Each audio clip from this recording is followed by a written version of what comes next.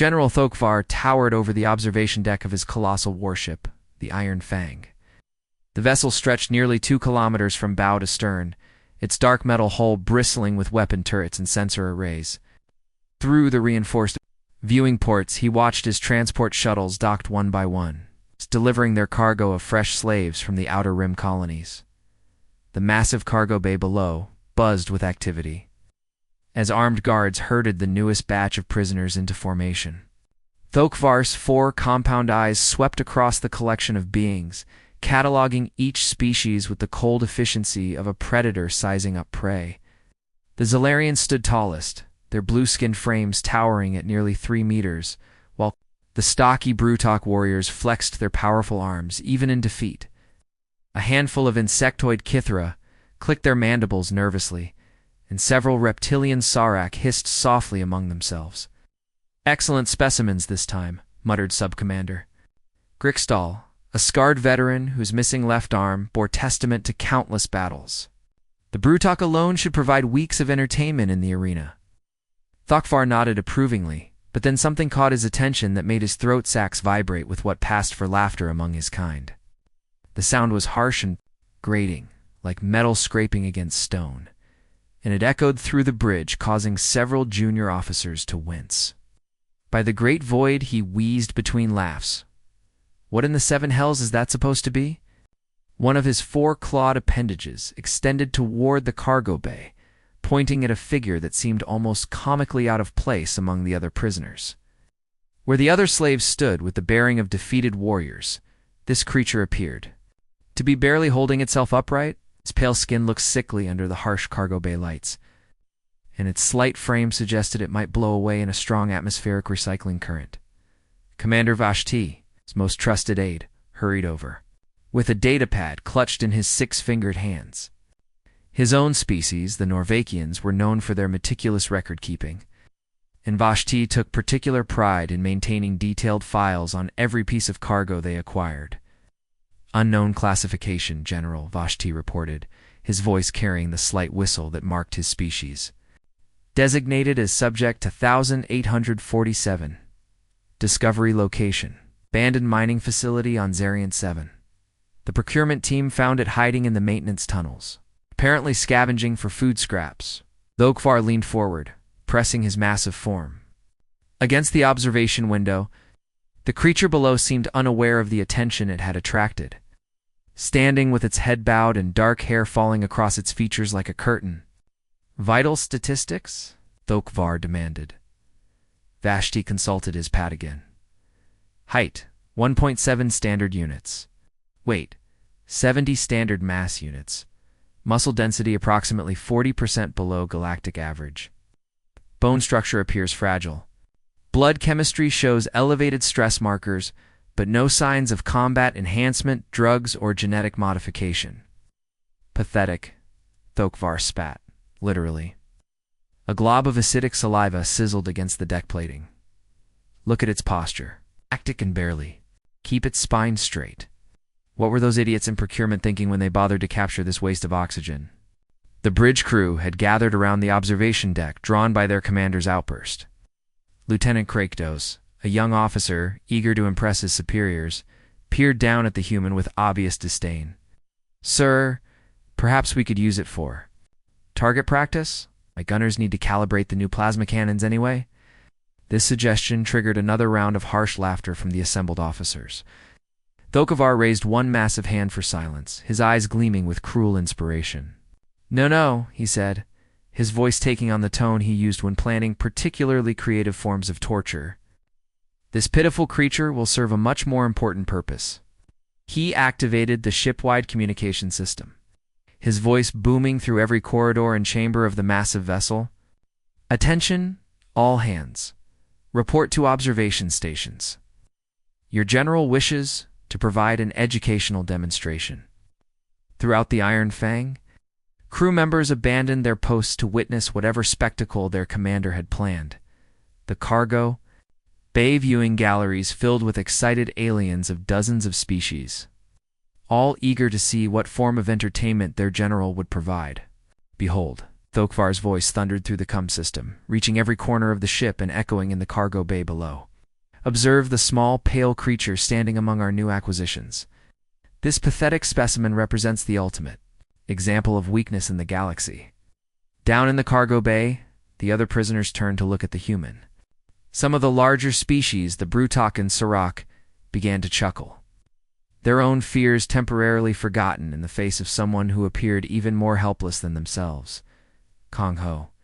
The human in question remained perfectly still. His breathing was steady and controlled. His hands clasped loosely behind his back, in what appeared to be a gesture of complete submission. But if anyone had been paying close attention, they might have noticed that his fingers were not trembling with fear like those of the other prisoners. This creature, Thokovar continued, warming to his theme, will demonstrate why the weak deserve only to serve the strong. Tomorrow, we assault the rebel fortress on Titan Prime. And this miserable example of failed evolution will have the honor of being the first through the breach. The announcement was met with roars of approval from the crew. The prospect of watching a helpless creature meet its inevitable doom had always been popular entertainment aboard Krillian vessels. Vashti stepped closer to his general. Speaking in a lower tone meant only for Thokovar's audio receptors. Sir, if I may suggest, wouldn't it be more efficient to simply space the creature now? It will only slow down our assault tomorrow, though Kivar's mandibles clicked with amusement. Efficiency is for accountants, Vashti. Sometimes a commander must think of morale. Troops will fight harder after they've seen what happens to weakness. Besides, he added with particular cruelty, its death might provide a few moments of entertainment before the real soldiers begin their work. Down in the cargo bay, the human finally raised his head slightly. For just a moment, his dark eyes swept the viewing galleries above, taking in the hundreds of faces pressed against the transparent aluminum barriers. The gaze lasted less than a second, but in that brief instant, something flickered behind those eyes, something cold and calculating that had nothing to do with fear or submission. Then his head dropped again, and Kong Ho returned to his pose of apparent defeat, while the aliens above continued to laugh and plan his destruction, completely unaware that they had just made the worst mistake of their lives. The massive hangar bay of the Iron Fang hummed with activity as the ship's chronometer marked the beginning of the assault day. Hundreds of alien soldiers moved in. Organized chaos, checking weapons, loading ammunition, and running final system diagnostics on their equipment. The air thrummed with the low vibration of engines warming up and the metallic clanging of armor. Being adjusted, General Thokovar emerged from the command lift, his towering presence immediately commanding attention. At nearly 4 meters tall, his chitinous exoskeleton gleamed under the harsh hangar lights, and the battle scars covering his arms told the story of countless victories. Behind him walked his command staff, a collection of the most feared officers. In the Krillian fleet, form ranks, bellowed Sergeant Major Vrokton, his voice amplified by the suit's external speakers. The sound echoed off the hangar walls like thunder. Immediately the chaotic movement transformed into precise military formation. 300 soldiers arranged themselves in perfect lines, representing the finest warriors from a dozen conquered worlds. Brutok shock troopers stood like living tanks, their massive frames encased in powered armor that could deflect plasma fire. Zalarian marksmen checked their precision rifles, their enhanced eyesight capable of picking off targets from impossible distances. The insectoid Cathera specialized in infiltration, their natural ability to cling to any surface, making them perfect for assault operations. At the very front of the formation, looking impossibly small and out of place, stood Kong Ho, while every other soldier wore full battle armor that gleamed with tactical displays and life support systems. The human had been given only the most basic protective gear. His chest plate was scratched and dented, clearly salvaged from previous battles, and his helmet was an older model without the advanced targeting systems the others enjoyed. Thokovar stepped onto the raised platform at the front of the hangar, his 4 eyes sweeping over his assembled forces with obvious satisfaction. Above him, a massive holographic display flickered to life, showing a 3-dimensional map of their target. Warriors of the Empire. His voice boomed through the hangar's audio system, causing some of the smaller species to wince at the volume. Today we crush the last resistance on Titan Prime. Today we add another victory to our endless list of conquests." The soldiers roared their approval, weapons raised high in salute. The sound was deafening, a mixture of battle cries in dozens of different languages, but all carrying the same message of bloodthirsty anticipation.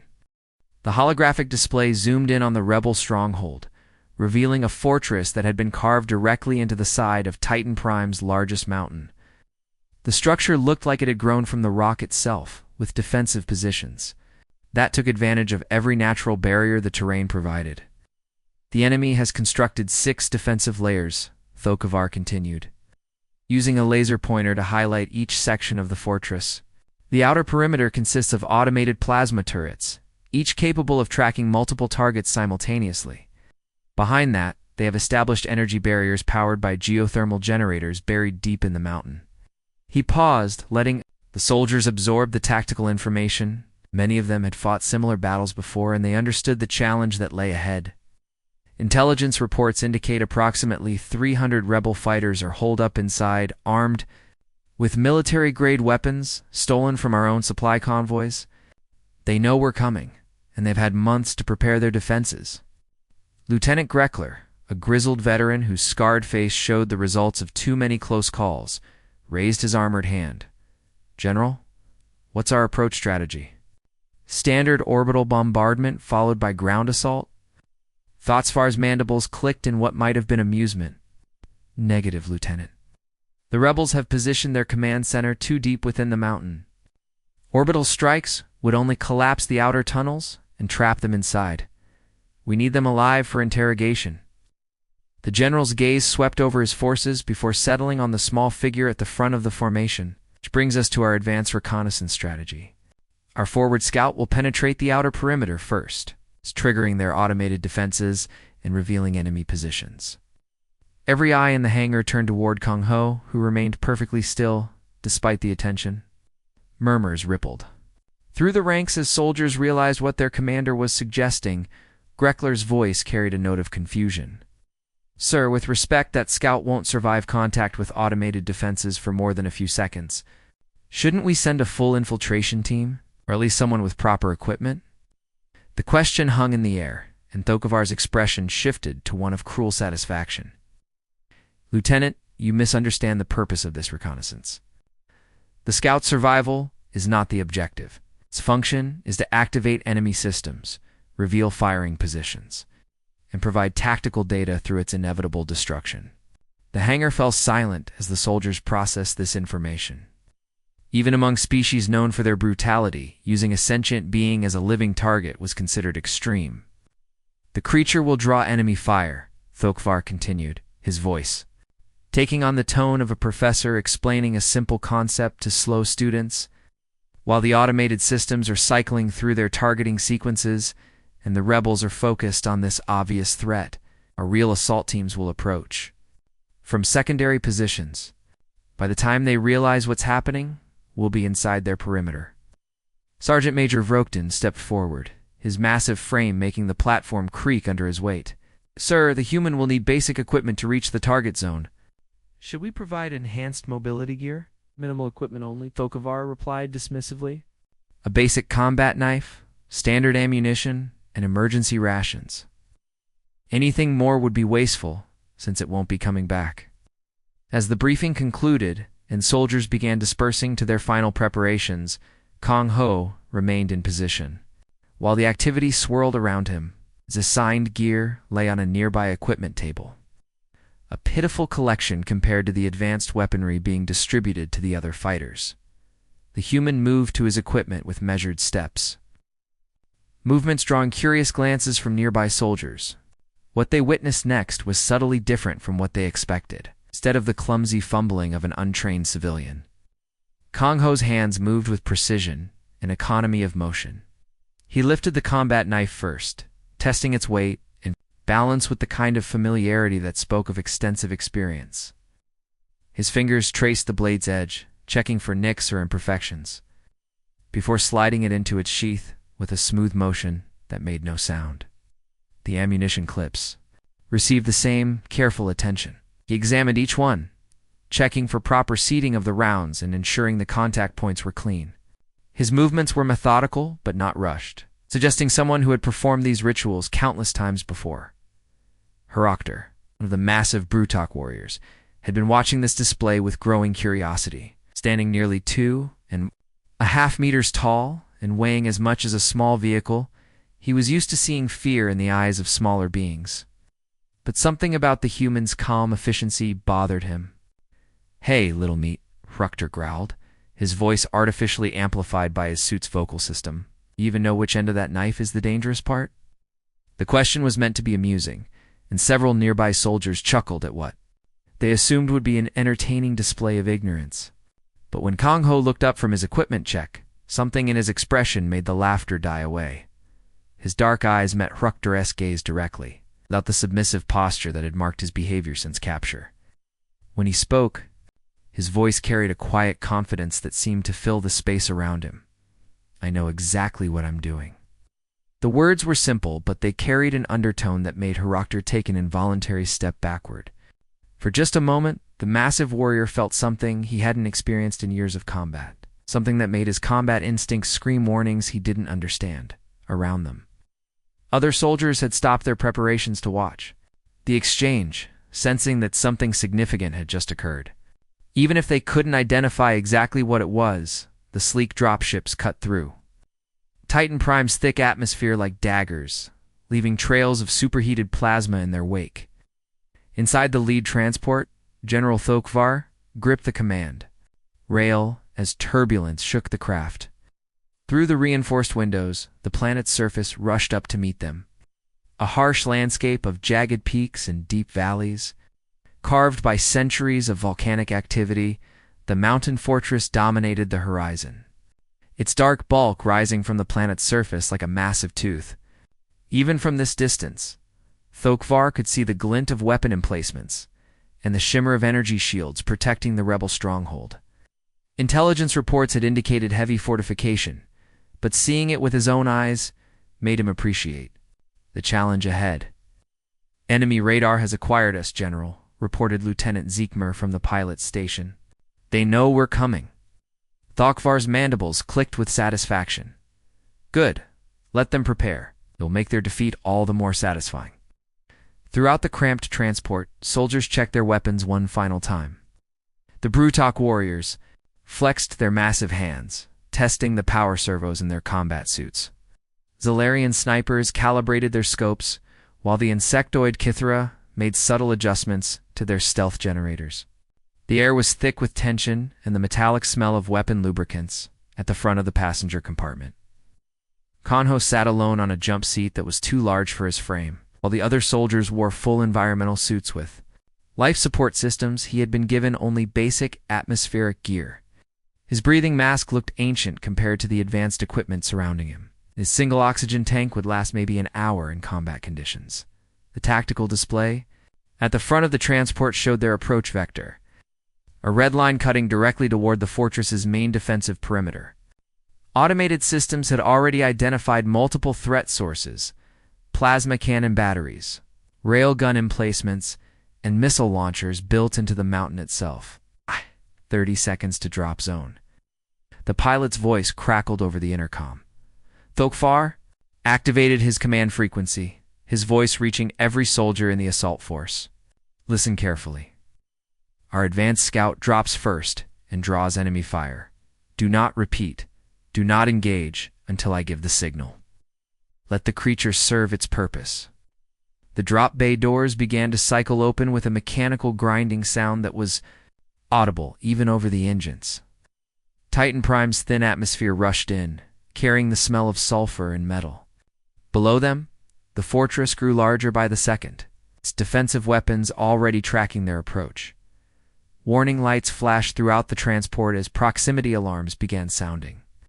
The fortress's automated defense grid had come online, and targeting lasers swept the sky searching for incoming threats. On the tactical display, Thokvar could see dozens of weapon systems powering up, their energy signatures blooming like deadly flowers. "Drop zone in 10 seconds, the pilot announced. Opening bay doors to full. The floor of the transport dropped away, revealing a dizzying view of the mountain fortress below. Wind howled through the passenger compartment. Several soldiers had to grip their restraints to avoid being pulled toward the opening. Kong Ho stood up from his seat and walked calmly to the edge of the drop bay. While other soldiers would have been checking their equipment one last time or activating their combat systems, the human simply looked down at the fortress with an expression of mild interest, as if he were planning a casual stroll rather than a suicide mission. 5 seconds to drop, came the pilot's voice. Without waiting for the countdown to finish, Gung-Ho stepped forward and dropped through the opening. His small form immediately disappeared against the rocky terrain below, lost among the shadows and crevices that covered the mountain's surface. "Poor creature," Commander Vashti muttered, watching the tactical display where Kong-Ho's life sign appeared as a single green dot falling toward certain death. "At least its suffering will be brief." Thokvar said nothing, his 4 eyes fixed. On the display, Human's life sign had stabilized, indicating successful deployment of his basic glider system. Now came the moment of truth. As automated defensive systems would detect the approaching target and respond with overwhelming firepower, the first plasma cannon fired exactly as predicted, its brilliant beams scorching the air where the human should have been. The targeting computer's calculations were wrong. The green dot on Thokvar's display had already moved, following an erratic path that seemed to defy logic. "Targeting systems are having difficulty acquiring the target," reported the tactical officer, his voice carrying a note of confusion. "The scout is moving in an unpredictable pattern." More weapons fired, their energy beams creating a deadly light show against the mountain's surface. Rocks exploded into superheated vapor, and entire sections of cliff face were carved away by the concentrated firepower. Any normal being caught in that storm of destruction would have been vaporized instantly, but Kong-Ho's life sign continued moving, weaving between the weapon strikes with impossible precision. Each time the automated systems predicted his position, he was already somewhere else, flowing across the terrain like water, finding the easiest path downhill. "How is it avoiding the targeting systems?" Vashti demanded. "Those computers can track a missile at light speed." Thokovar had no answer. On the tactical display, he watched as the human reached the fortress's outer perimeter, where motion sensors and proximity mines should have ended his advance immediately. Instead, the defensive systems began failing one by one, their signatures disappearing from the display as if someone was systematically destroying them from the inside. "Sir," the tactical officer's voice was strained with disbelief. "The advanced scout has penetrated the first defensive layer.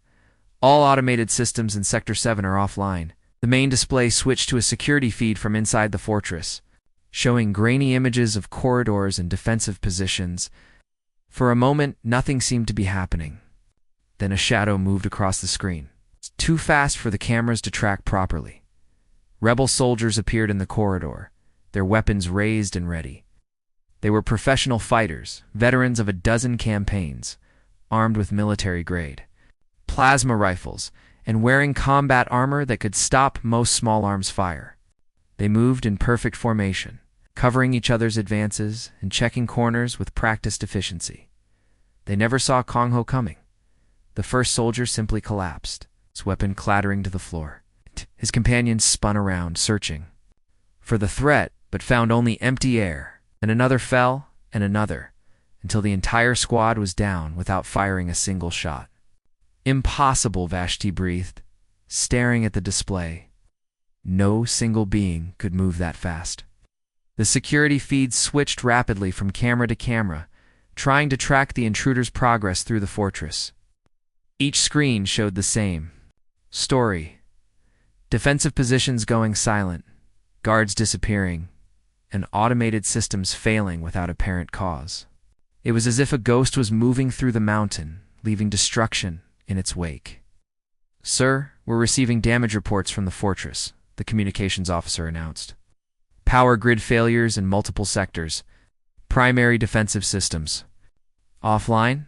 They're requesting immediate reinforcement." Thokovar's claws scraped against the command rail as he watched his carefully planned assault dissolve into chaos. The human was supposed to die within seconds, providing a brief distraction while the real soldiers prepared their attack. Instead, the creature was single-handedly dismantling one of the most heavily fortified positions in this sector of the galaxy. An explosion visible from space rocked the mountainside as the fortress's main power core went offline. Emergency lighting flickered throughout the complex. But even in the dim backup illumination, security cameras continued to show the same impossible scene. A single figure moving through the fortress like a force of nature. Unstoppable and utterly deadly. General, the tactical officer's voice was barely above a whisper. All defensive layers 1 through 3 have gone silent. The scout has reached the command center. Thokovar stared at the tactical display, his 4 eyes trying to process what he was seeing. The small green dot that represented the human had penetrated deeper into the fortress than his best assault teams had ever managed against similar targets.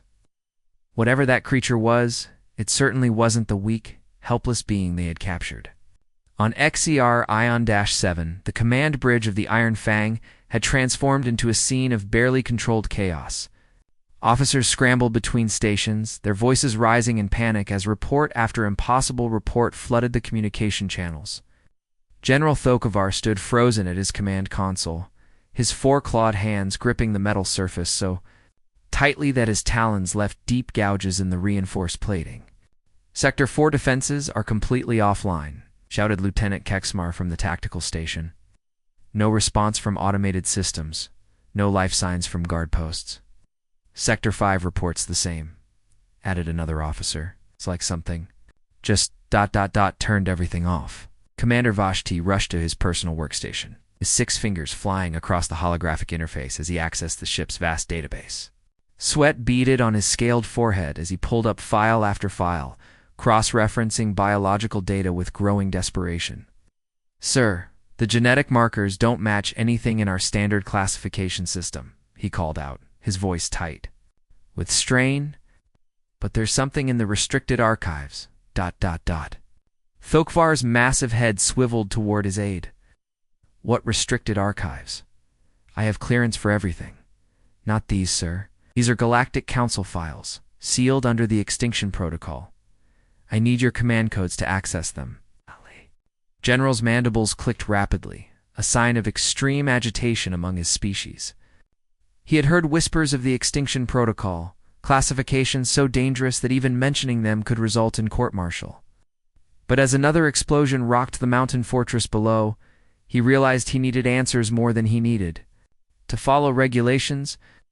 "Access granted," he growled, inputting his personal authorization codes. The main display screen flickered as layers of security. Protocols were stripped away. Warning messages flashed in multiple languages, each one more dire than the last. Finally, a file materialized that made every being on the bridge take an involuntary step backward.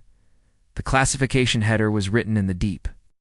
Red text reserved for species that posed existential threats to galactic civilization.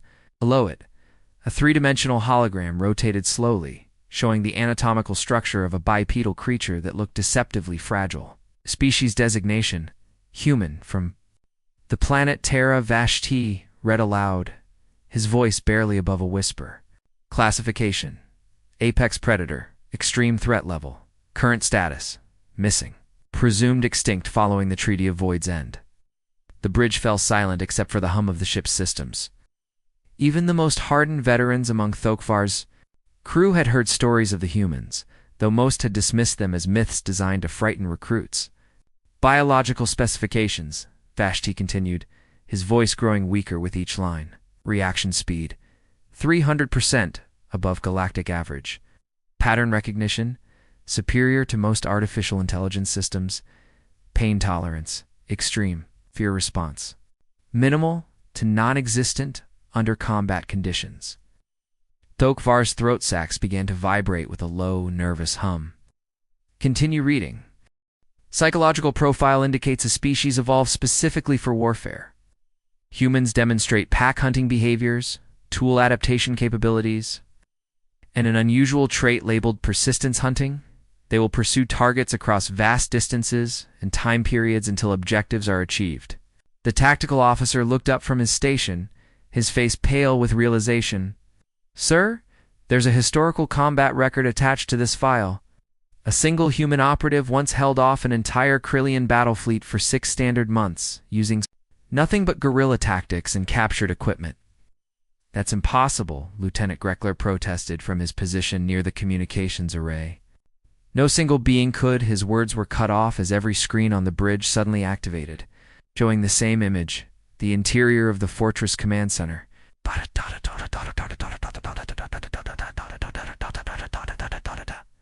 Not from explosive weapons or energy blasts, but from precise surgical strikes that spoke of deadly efficiency. In the center of this carnage stood Kong Ho. But he was no longer the submissive creature they had mocked in the cargo bay. His posture was relaxed but alert, like a predator surveying his territory. The basic armor they had given him was barely scratched, despite having fought through 6 layers of military-grade defenses. General Thokvar, his voice came through. The speakers with crystal clarity, carrying an authority that made seasoned warriors instinctively straighten to attention. I've completed your mission parameters. Fortress is secure. All hostile forces have been neutralized, and the facility is ready for occupation. Thokvar's mandibles clicked frantically as he tried to process what he was seeing. How did you? The defenses were. This is impossible. Kong Ho's expression remained perfectly calm as he stepped over the body of what had been the rebel commander. Your tactical assessment was partially correct, General. The fortress did have 6 defensive layers.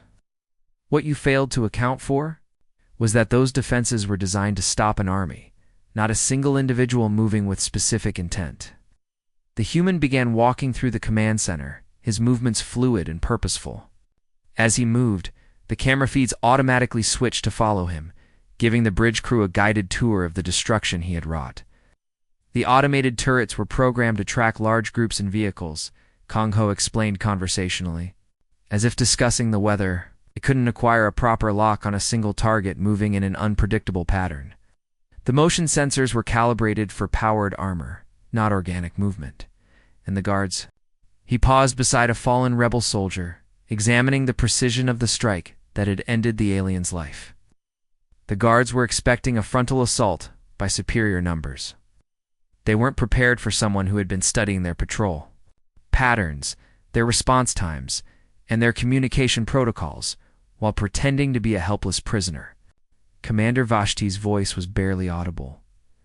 You were listening to everything we said. Kong Ho looked directly into the camera, and for a moment, it seemed as if he could see through the screen to the bridge of the Iron Fang. I've been listening to everything you've said since the moment you captured me, Commander. I know your ship's layout, your crew rotations, your weapon systems, and your tactical procedures. Did you think I was just standing there in silence? The implications of this statement hit the bridge crew like a physical blow. Every conversation, every planning session, every moment they had assumed the human was safely contained, he had been gathering intelligence. But I have a question for you, General, Konjo continued, his voice taking on a tone that made the temperature on the bridge seem to drop several degrees. Did you really think keeping a human as a slave was a good idea? Respond. The transmission cut to static. Immediately, every alarm system on the Iron Fang began screaming warnings.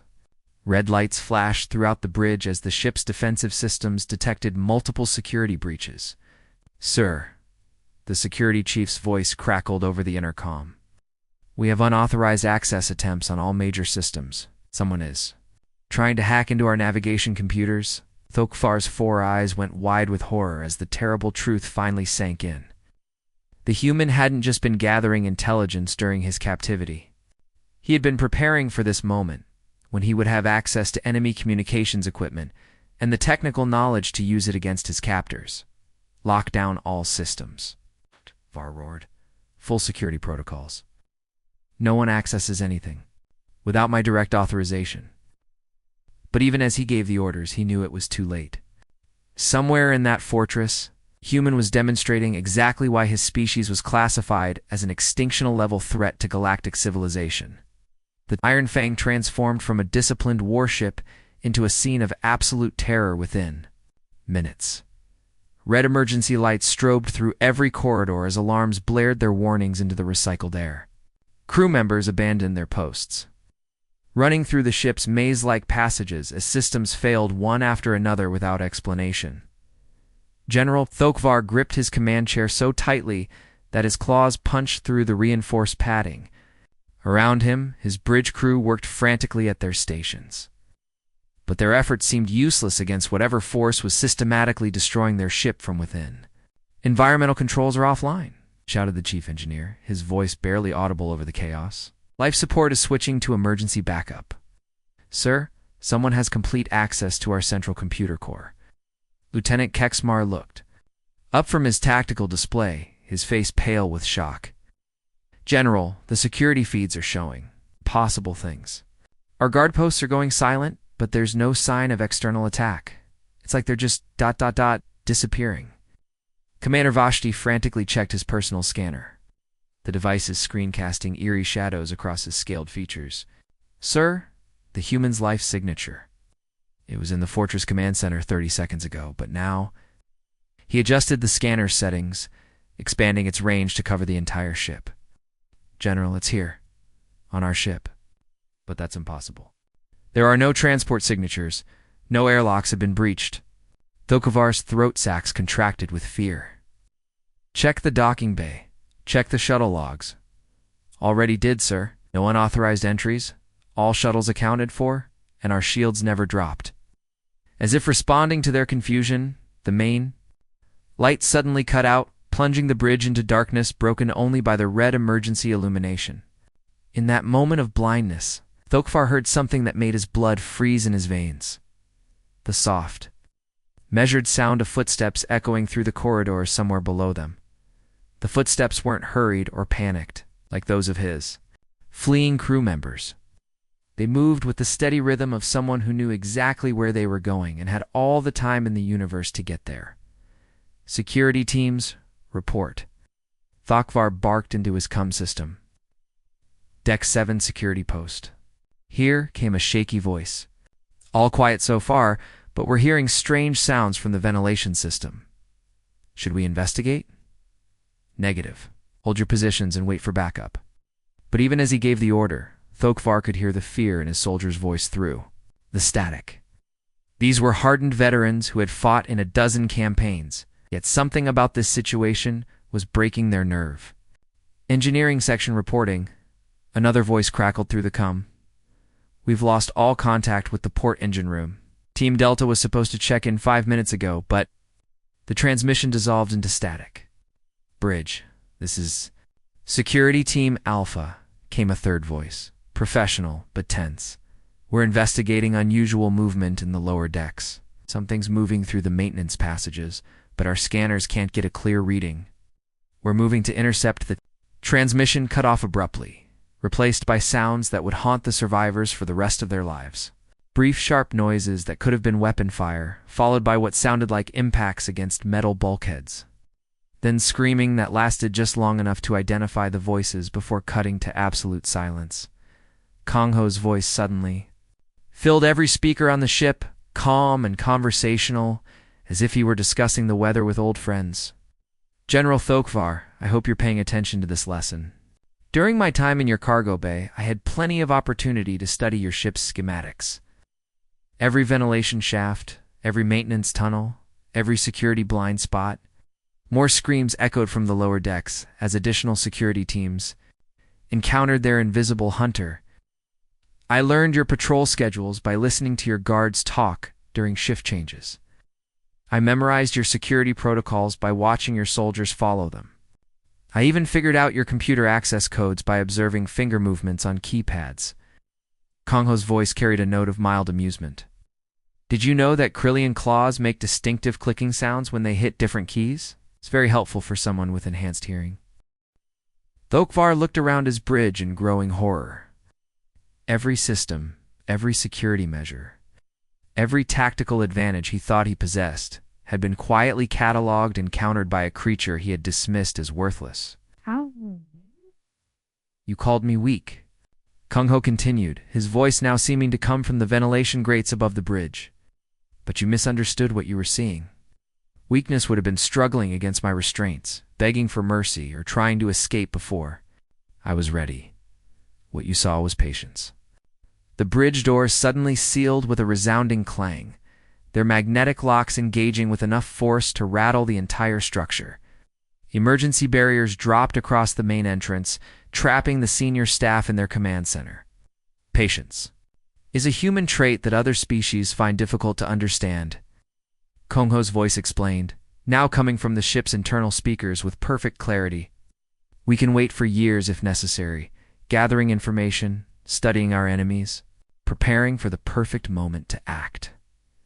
And now, the sound of cutting tools began echoing through the bridge doors, accompanied by showers of sparks as reinforced metal was systematically carved away. Now, I'm done waiting. General Thokovar's hand shook as he activated the emergency broadcast system, his voice cracking with desperation as he sent out a message to the entire Krillian fleet. All Krillian vessels, this is General Thokovar, aboard the Iron Fang. We have made a critical error that threatens our entire species. The creature we captured from Zarian 7 is not an unknown alien. It's human, Pete. We have a human aboard our vessel. He paused as another section of the bridge door fell away, revealing glimpses of movement in the corridor beyond. Do not attempt rescue operations. Maintain safe distance and alert High Command immediately. What we thought was a successful capture was actually ... something else entirely. His voice dropped to barely above a whisper. Humans don't get captured by accident. They choose to be exactly where they want to be, when they want to be there.